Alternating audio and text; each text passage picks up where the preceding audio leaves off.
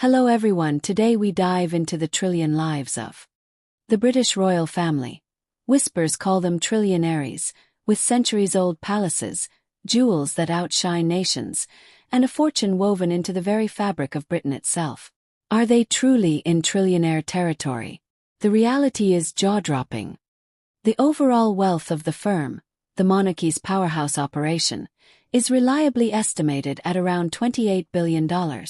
This includes massive portfolios like the Crown Estate, a sprawling collection of properties, offshore rights, and investments that generated substantial profits, fueling the sovereign grant.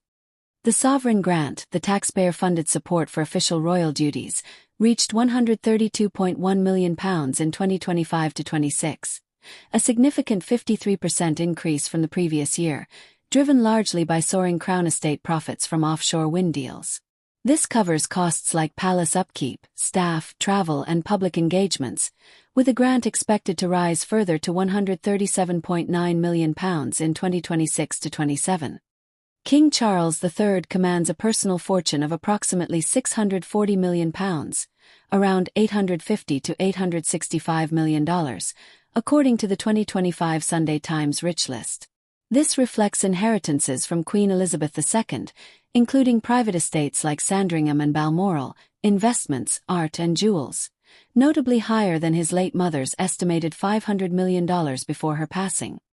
The ancient private estates drive much of this. The Duchy of Lancaster, held by the reigning monarch since 1399, is valued at roughly £679 million, delivering an adjusted net surplus of £24.4 million for the year ended March 2025, providing income for the King's private and official pursuits. Prince William, as Prince of Wales and Duke of Cornwall, oversees the Duchy of Cornwall, which reported a distributable surplus of £22.9 million, around $30.9 million, for the 2024-2025 financial year. This funds charitable work, official activities, and family expenses for William, Kate, and their children.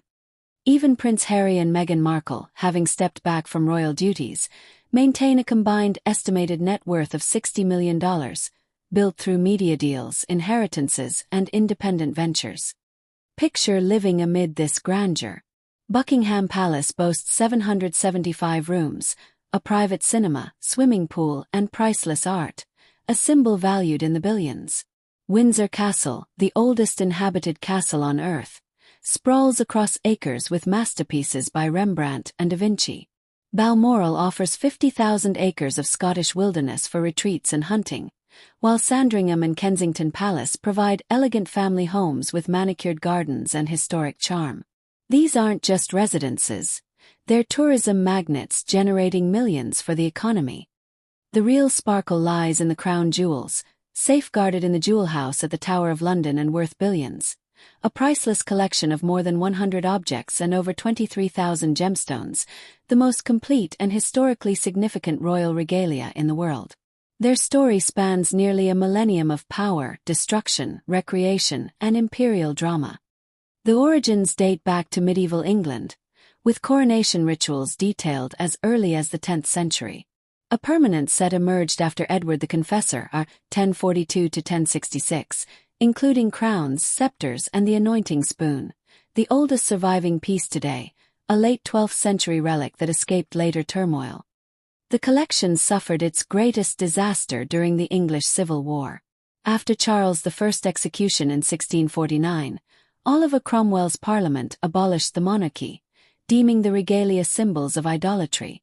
Most medieval and Tudor items were sold, melted down for coinage, or destroyed, including gold from Henry VIII's crown.